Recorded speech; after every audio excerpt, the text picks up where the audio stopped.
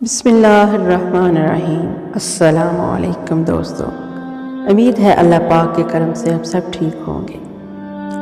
آج میں آپ کے لیے ایک بہت ہی پیارا اور خوبصورت واقعہ لے کر آئی ہوں جو یقیناً آپ کے دل کو چھوئے گا اور آپ اس کو پسند کریں گے۔ تو چلتے ہیں پھر واقعے کی طرف۔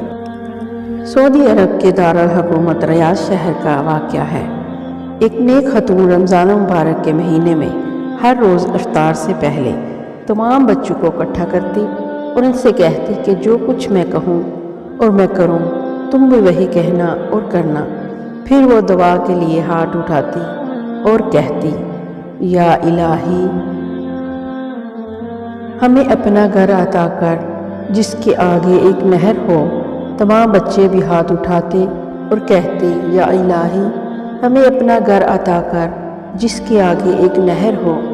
اس خاتون کا شوہر ہنستا اور کہتا، اپنے گھر کی بات تو سمجھ آتی ہے، لیکن یہ گھر کے آگے نہر ہونے کا کیا مطلب؟ اس صحرائی علاقے میں نہر کہاں سے آئے گی؟ بیوی اسے جواباً کہتی، آپ کو اس سے کیا غرض؟ یہ ہمارا اور اللہ تعالیٰ کا معاملہ ہے، آپ بیچ میں مت آئیے۔ اور اب تو کہتا ہے مجھ سے جو مانگو میں عطا کروں گا۔ ہم تو جو جی میں آئے گے مانگیں گے اور بار بار مانگیں گے۔ غرض وہ اسی طرح بچوں کو اکٹھا کرتی اور خود بھی دعا کرتی اور بچوں سے بھی دعا کرواتی۔ رمضان المبارک بیت گیا۔ ایک دن اس کے شوہر نے کہا، اب بتاؤ کہاں ہے تمہارا اپنا گھر اور کہاں ہے وہ نہر؟ خاتون نے بڑے یقین سے جواب دیا، اللہ تعالیٰ ہمیں ہمارا گھر ضرور دے گا، وہ ہماری تمام مرادیں پوری کرے گا۔ اس سے اگلا واقعہ وہ خود بیان کرتی ہیں اور کہتی ہیں کہ میں شوال کے 6 روزے رکھ کر فارغ ہوئی تھی کہ ایک روز بڑا عجیب واقعہ پیش آیا۔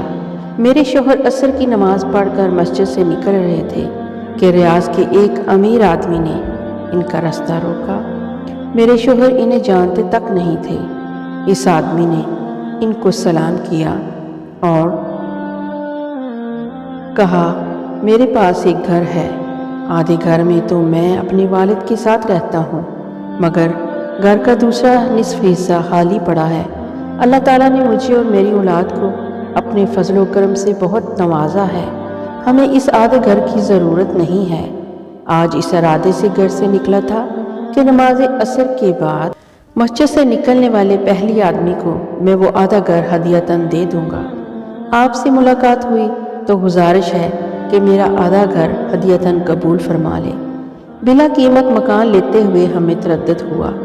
وہ صاحب کہنے لگے، اگر آپ کی تسلی قیمت دیے بغیر نہیں ہوتی تو جتنی رقم آپ آسانی سے دے سکتے ہیں دے دیجئے۔ خیر، ہم نے کچھ اپنے پاس اور کچھ ادھر ادھر سے جو رقم اکٹھی کی وہ کم و بیش 8,000 ریال بن گئی۔ وہ رقم ہم نے اس آدمی کے حوالے کر دی۔ اب ہم اس آدھے مکان کے مالک بن گئے تھے۔ مکان ریاض شہر کے ایک ماڈرن علاقے میں واقع تھا۔ سچ ہے کہ جو انسان سچے دل سے اللہ تعالیٰ کو پکارتا ہے، اللہ تعالیٰ بھی اس کی پکار ضرور سنتا ہے۔ لیکن ایک بات نے مجھے پریشان کر رکھا تھا۔ میں نے اللہ سے جو گھر مانگا تھا اس کے آگے نہر ہونی تھی۔ مکان تو مل گیا پر اس کے آگے نہر نہیں تھی۔ میں نے ایک عالم دین سے پوچھا کہ اللہ تعالیٰ تو فرماتا ہے کہ مجھ سے جو مانگو گے میں تمہیں عطا کروں گا۔ میں نے اللہ سے نہر کنارے گھر مانگا تھا، گھر تو مل گیا لیکن نہر نہیں ملی۔ ان عالم دین کو میری دعائیں اور میری ایقان قبولیت پر بڑی حیرت ہوئی۔ انہوں نے دریافت فرمایا، اس وقت آپ کے گھر کے سامنے کیا ہے؟ میں نے کہا، اس وقت ہمارے گھر کے سامنے ایک خوبصورت مسجد ہے۔ عالم دین مسکرائے اور فرمایا، یہ نہر ہی تو ہے۔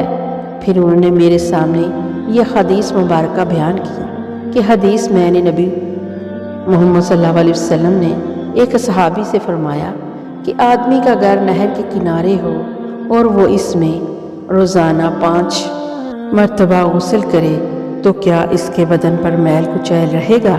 صحابہ اکرام رضی اللہ تعالیٰ عنہ نے جواب دیا، نہیں یا رسول اللہ، اس کے بدن پر میل کچیل باقی نہیں رہے گا۔ فرمایا، یہی حال 5 نمازوں کا ہے۔ ان کے ذریعے اللہ تعالیٰ گناہوں کو مٹا ڈالتا ہے۔ میری آنکھوں سے خوشی اور تشکر کے آنسو رواں تھے۔ بے شک میرے رب نے نہر کے سامنے گھر عطا کر دیا تھا۔ سبحان اللہ و بحمدہ سبحان اللہ العظیم۔ تو پیارے دوستو، کیسا لگا آپ کو یہ واقعہ؟ یقیناً آپ کو پسند آیا ہوگا۔ اپنی رائے کا اظہار کمنٹ باکس میں ضرور کریے گا، اور پلیز مجھے سپورٹ کریے گا، مجھے آپ کی سپورٹ کی ضرورت ہے۔ اگلی کسی اچھی سی کہانی اور اچھے سے واقعے تک کے لیے مجھے اجازت دیجیے، پھر ملاقات ہوگی انشاءاللہ۔ اللہ حافظ۔